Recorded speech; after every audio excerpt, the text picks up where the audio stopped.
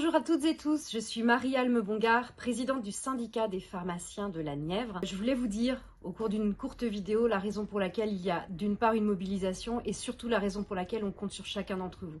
La mobilisation des pharmaciens, elle est liée à un mécontentement qui monte et qui ne cesse de s'amplifier et c'est dû en fait à l'échec ou en tout cas aux très difficiles négociations avec la CNAM concernant la revalorisation de nos honoraires et plus globalement l'activité économique de nos pharmacies. En face de ça, nos autorités sont sourdes à nos revendications et ne comprennent pas que nous sommes dans une situation où il faut revaloriser tout ce que l'on fait, toutes nos missions, afin de pouvoir pérenniser notre maillage du territoire.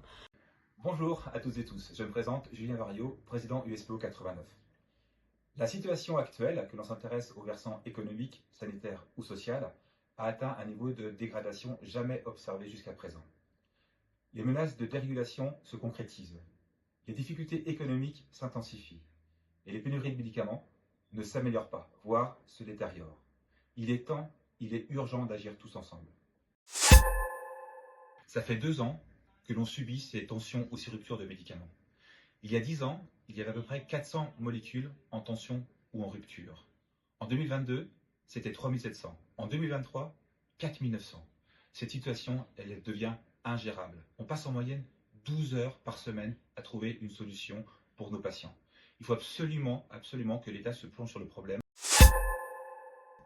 qui aujourd'hui est devenu un projet de loi, vise à dérégulariser certaines professions libérales, dont les pharmaciens. 2 points essentiels vis-à-vis de ce rapport. La première, l'ouverture des capitaux.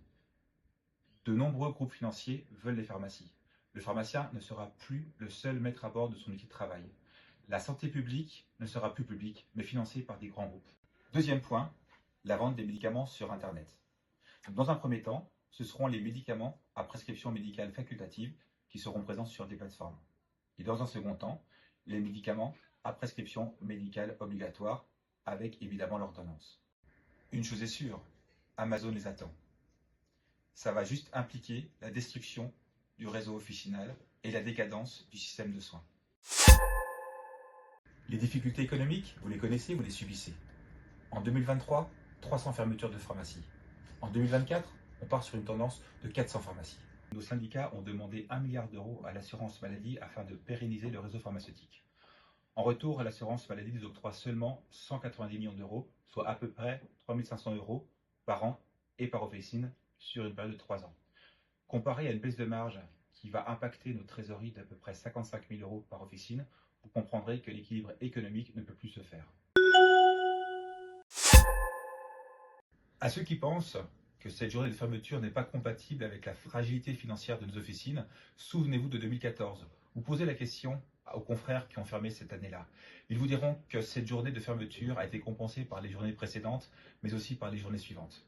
Pour ceux d'entre nous qui ont connu la journée de mobilisation du 30 septembre 2014, on se souvient qu'à l'époque aussi ça avait pu faire peur. Mais notre mobilisation massive avait non seulement permis de faire reculer le gouvernement sur les dangers qui à l'époque nous menaçaient, mais ça avait aussi redonné un grand souffle d'espoir à l'ensemble de la profession en montrant notre solidarité à tous. Posez-vous la question de savoir si cette situation actuelle vous convient. Et la réponse, elle ne doit provenir que de vous et ne doit pas se faire en fonction de votre voisin. C'est également considérer que se prendre l'inflation de plein fouet est tout à fait normal. C'est que quelque part, vous cautionnez le mépris qu'a la CNAM envers notre profession. Vous ne protégez pas votre secteur d'activité, ce métier qui nous passionne, qui nous anime, qui nous permet d'être parmi les professions de santé les plus appréciées. Nous avons déposé un préavis de grève intersyndicale pour la journée du 30 mai 2024. Celle-ci sera décisive. Il s'agit de montrer à la France entière que nous sommes les seuls professionnels de santé accessibles sans rendez-vous. Nous sommes la première porte de soins que franchissent les patients à tout moment et ils savent qu'ils auront des réponses. Aussi, chers confrères, chères consoeurs, on vous invite à vous mobiliser, à soutenir vos syndicats dans cette action du 30 mai. Alors, je vous invite à vous déclarer gréviste pour le 30 mai, à nous soutenir et nous espérons tous que ce combat ira jusqu'au bout.